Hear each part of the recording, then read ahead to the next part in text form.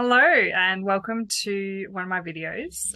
Today I want to chat to you a little bit about protecting your fingers when you're doing your beadwork, whether it be the tips of your fingers with a thimble, or I also have get a thread burn on my pinky finger, and I like to wear a leather protective, like a little leather sleeve over my pinky, which I'll show you in just a moment, affectionately called fingerling. And little fingerling is something that I have handmade myself. So recently I've had quite a few people asking, oh, where can I get one of those? I really need one. I'm going to have one. But you're going to need to make one. So we're actually going to have a look at mine today and we're going to make one together. So I'm just going to flip my camera to down below so you can see what I'm looking at. Okay, so this is a selection of my thimbles that I have in my collection. Some of them are purely just because I liked the look of them, antique. Some of them have come from hand-me-downs from my grandmother that passed away, and some of them I've just collected along the way. This is my favorite one and I wear this all the time. It says on it, it's a size 4, made in England, Stratonic, and then an 8 on the other side there. I don't know if you can see because the light's quite reflective. And I wear my thimble on this finger here, and that's because when I'm holding my needle, I hold my needle a bit like this, and then I use this finger to push the needle through in a motion a bit like this. And it just protects the end of my finger from getting damaged. You'll see that the thimble that I'm wearing, it fits, you know, it's snug, but it's not uncomfortable to wear. It doesn't really have any play in it when it's on properly. So it's not falling off all the time. There's this one here. This is, it says it's a size 3. This is probably similar size to this one, just slightly different make. You know, this has got this little rolled edge down the bottom here. Either of those would work fine for me. I could quite easily sew with either of those. This one here used to be the favorite, but my fingers are getting a little bit fatter as I grow older, and it is getting a little bit too snug. So I can use it, but I don't tend to go to that one as much as I do this particular favorite one. You can also get plastic ones, and some of the antique ones are ceramic and Bakelite. Quite good, but I just prefer metal. I think if the needle is going to go through the thimble, it's less likely to go through the metal one. I don't know, I just prefer it. This is quite light to wear, and my favorite color being red. That's why that one's in my stash. And this one here, I've just got, it's a little bit bigger than some of the others, but I just want to show you that when you put your hand down or move your fingers, you don't really want it to fall off easily. So this one is just in the stash because it's come from my grandmother. A little bit of history behind why I sew with a thimble. I did some work experience years ago when I was studying costume, and it was with the Melbourne Theatre Company, and I was working with a tailor there, and he gave me this particular thimble, and he said, you won't be doing any sewing in the 2 weeks that you're here unless you wear a thimble.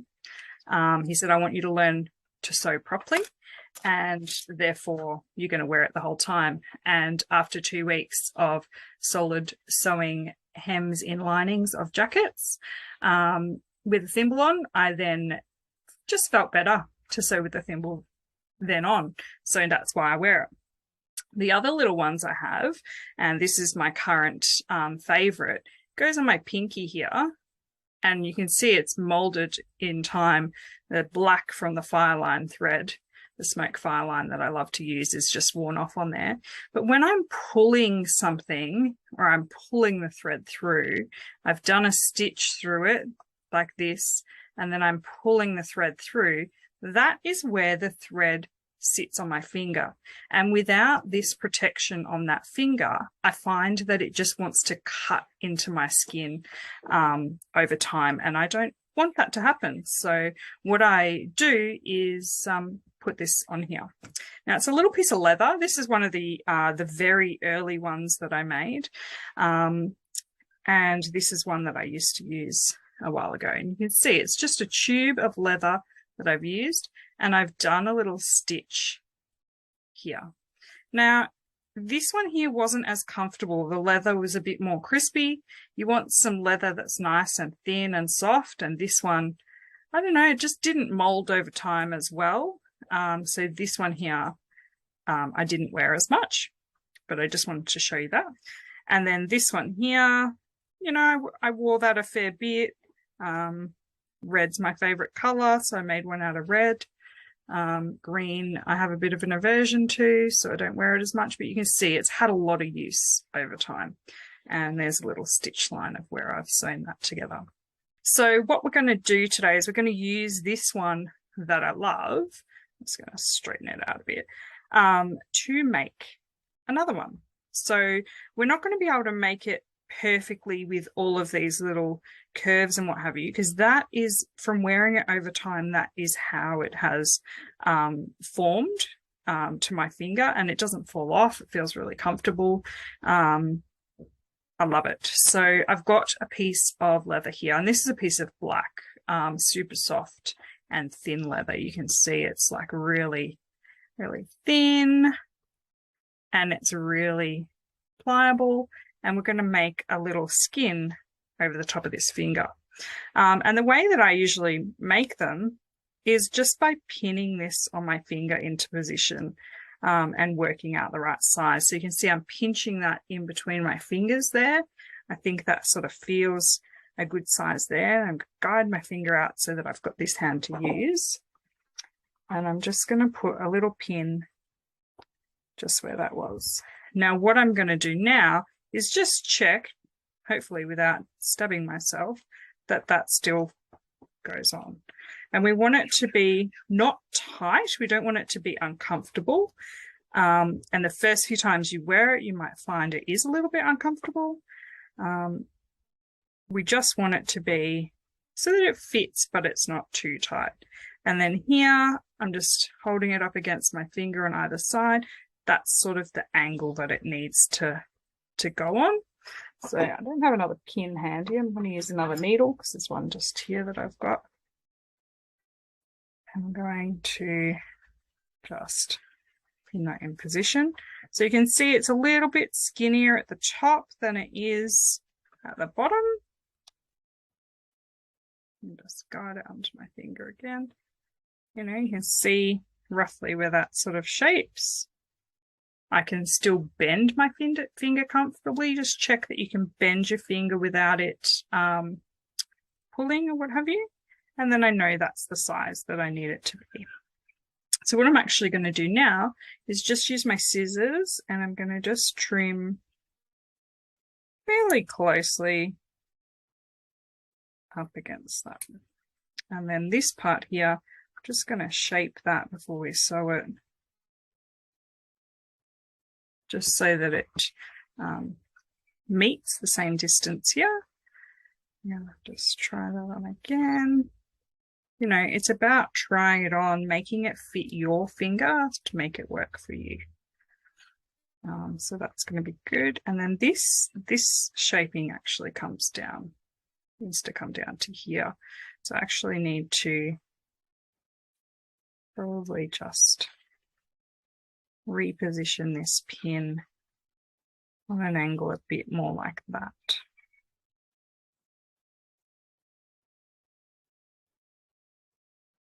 And that gives us that shape. I'm just checking that fits okay. I think that fits good. So bend my finger okay. And so I'll just trim that little bit here. So now what I'm going to do is just do a little stitch along.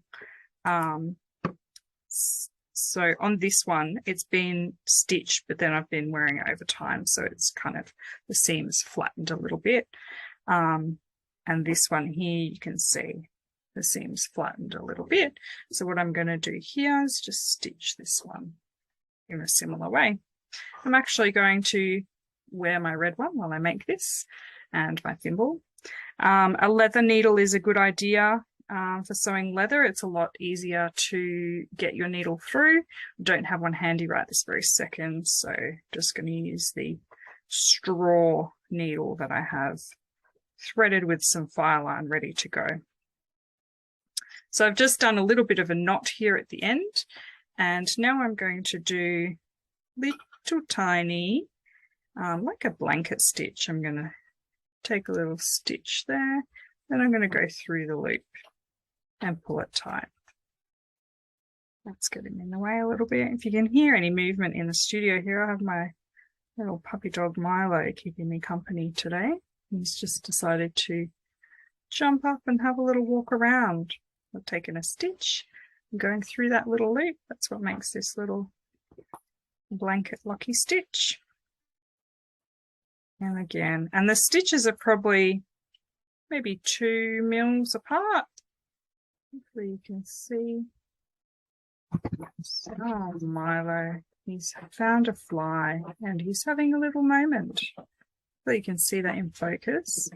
So I've got a stitch, a stitch, a stitch, a stitch. Okay, and I'm just going to keep carrying on in the same way, joining this leather together.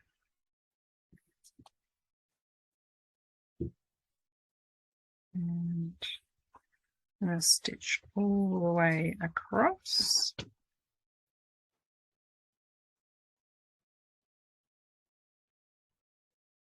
Get that needle out, it's sort of in the way at the moment. And I think the best way to make something like this for yourself is to make your own that fits. It's not something, you know, that you can just buy off the shelf. They do sell different kinds of finger protection at, you know, craft stores or sewing stores.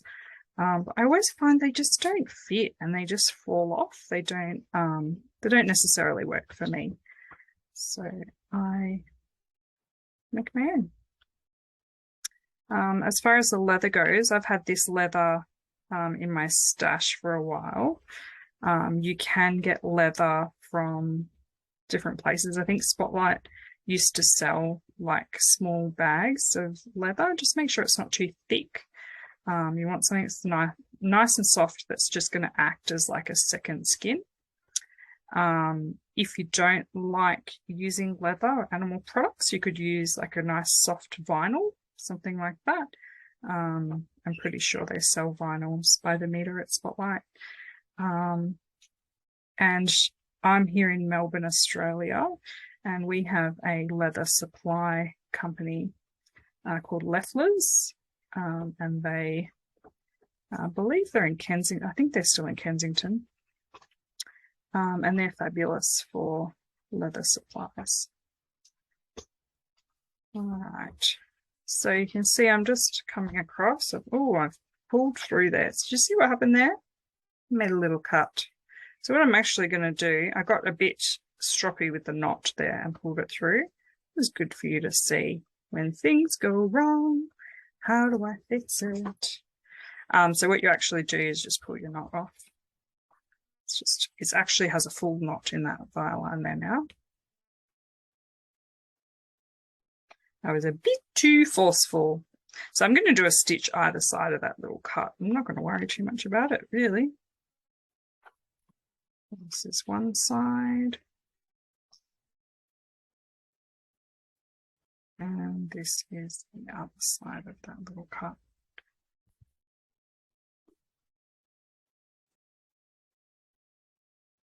No one will ever know except for me that that is there. Oh, and you guys. Oh no, the secret's out.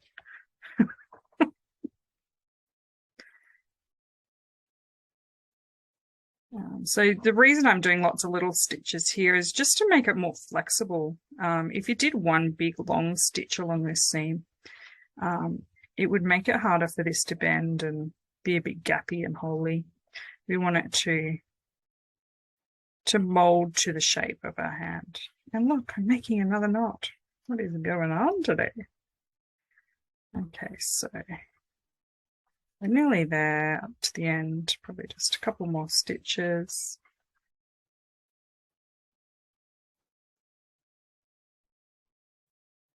And a little bit here on the end.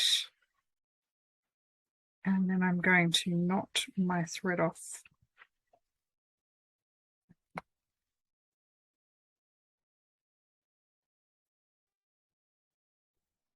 Just a few extra knots on there. Now with my file line, I tend to cut it just a smidge longer. I'm just get a pair of scissors. I've got my file line scissors are on my bead mat. They've cut through that okay. And then I like to just melt down, just with a lighter, just melt the end of that thread down to nothing so it doesn't fray. All right, so let's have a look at what it looks like on. So, I mean, the stitches are not perfect by any means. It's a bit wobbly jobbly, but you know what? It's going to be perfect to do the job. And this is how all my other ones started. They started like this one. Brilliant. That is going to stay on. You know what? It's a black one, so you're not even going to see the smoke file line pull on it. But when I'm pulling my thread through my beadwork, there is no chance that I'm going to get worn down or get a little cut in my finger. So yeah, thanks very much for coming along and seeing how to make your very own finger protection or fingerling. Happy beading, and I look forward to seeing you again soon. Bye.